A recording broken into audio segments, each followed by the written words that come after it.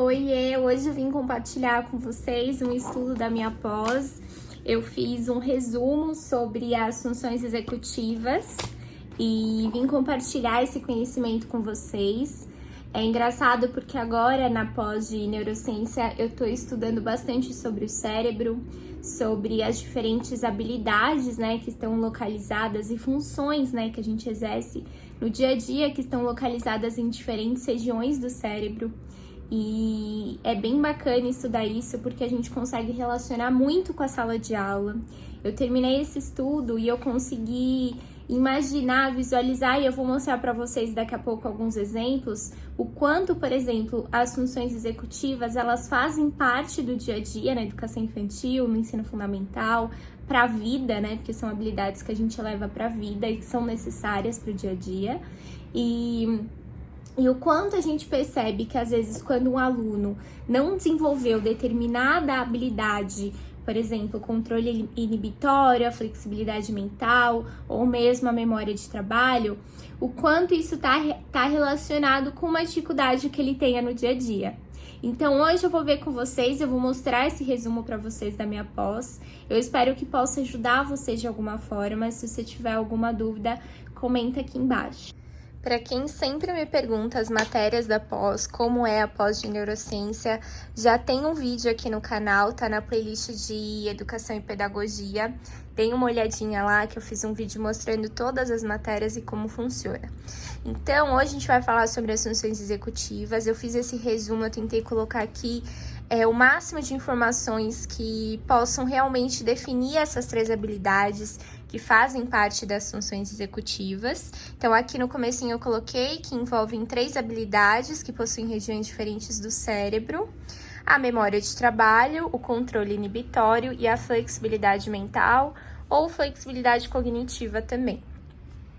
Então, vamos começar falando sobre a memória de trabalho.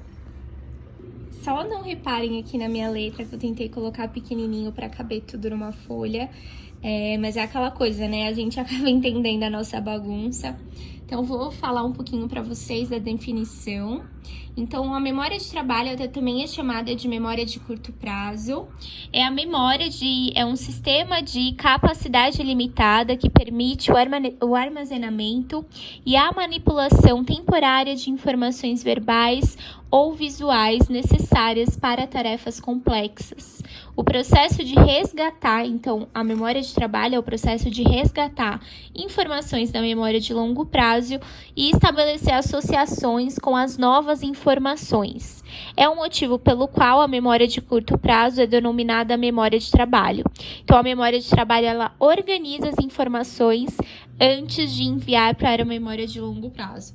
Então, quando ela está recebendo uma informação, ela organiza essas informações para depois enviar para a memória de longo prazo. Então, imagina, por exemplo, agora eu estou falando, diversas informações para vocês, um novo conceito, a memória de trabalho. Imagina que você, no seu cérebro, você está reunindo essas informações e a sua memória de trabalho, ela vai organizar essas informações de uma maneira que faça sentido para você, Vai relacionar também com as informações e com os conhecimentos que você já tem para depois enviar para a memória de longo prazo.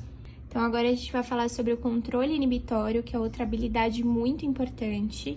Então, eu coloquei aqui no comecinho que a atenção seletiva e o controle inibitório são termos próximos. Sendo assim, o controle inibitório está relacionado com a nossa habilidade de frear estímulos, como, por exemplo, quando estamos lendo um livro e precisamos inibir os estímulos do ambiente e também pensamentos. Então imagina que você está vendo esse vídeo, ou mesmo esse exemplo que eu coloquei aqui, lendo um livro. Você precisa se concentrar nesse livro. Então, se tiver um carro passando na sua rua e buzinando, o seu controle inibitório vai frear todos os estímulos. Esse carro, algum barulho que esteja na sua casa. Então, vai frear os estímulos do ambiente para você se manter concentrado naquilo que você está fazendo. Então, inibir estímulos do ambiente envolve Então, esse processo envolve não só ter o controle da sua atenção naquilo que você está fazendo, como também inibir também os seus próprios impulsos.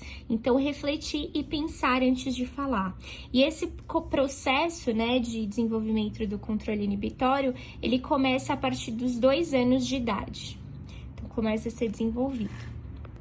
E por último, a gente vai falar sobre a flexibilidade mental, que é a habilidade de pensar em diferentes estratégias para alcançar um objetivo. Então, quando percebemos que não estamos conseguindo realizar algo de uma forma, precisamos ter essa flexibilidade cognitiva para tentar de outra forma. Essa flexibilidade mental, ela pode ser relacionada na prática quando, por exemplo, uma criança não consegue perder um jogo. Então, os pais que deixam normalmente a criança ganhar porque sabem que ela não consegue perder, isso prejudica para que ela desenvolva essa flexibilidade mental, para que ela entenda que em um momento ela pode ganhar, em outro momento ela pode perder. E até a formulação, né, de estratégias para ganhar em uma próxima vez. Então, aqui eu coloquei esse exemplo, quando a criança não sabe perder, pois não desenvolve a autorregulação que está relacionada com a flexibilidade mental. Aliás, as funções executivas estão relacionadas com a autorregulação. E para a gente finalizar, eu coloquei aqui 3 informações importantes sobre as funções executivas. Então, a primeira delas é que ela pode ser treinada. Então, aqui eu coloquei, as funções executivas podem ser treinadas. Então, quanto mais você praticar essas áreas, maiores são as chances de aumentar as suas capacidades, porque você está fortalecendo aquelas neuroconexões. Então, elas podem ser treinadas. Então, se uma criança tem uma certa dificuldade com relação ao controle inibitório, essa habilidade pode e deve ser desenvolvida. Então, através de intervenções e estímulos de qualidade. O desenvolvimento das funções executivas está relacionado com a autorregulação, que foi o que eu disse aqui quando eu falei sobre a flexibilidade mental. E por último, que é dando até uma sugestão, porque através das brincadeiras a gente consegue desenvolver as funções executivas, porque as brincadeiras têm regras, então as crianças precisam trabalhar, desenvolver a memória de trabalho, para lembrar dessas regras, para seguir essas regras, a inibição, então se concentrar, né, ter o controle da sua atenção na brincadeira, e também inibir os estímulos do ambiente e essa flexibilidade mental. Então, até quando ela perde, ou até para ver diferentes estratégias para conseguir alcançar o objetivo da brincadeira. Então, as brincadeiras são bem interessantes para a gente trabalhar as funções executivas. Eu espero muito que tenha ajudado vocês, é um resumo simples, mas que eu tentei colocar aqui as principais informações para a gente ter essa visão geral do que são e da importância das funções executivas. Se você gostou desse vídeo, comenta aqui embaixo, compartilha em algum grupo que você acha que vai ser importante, significativo para outras pessoas também. Não se esqueça de deixar um like, de se inscrever aqui no canal. E é isso, fiquem com Deus e até o próximo vídeo.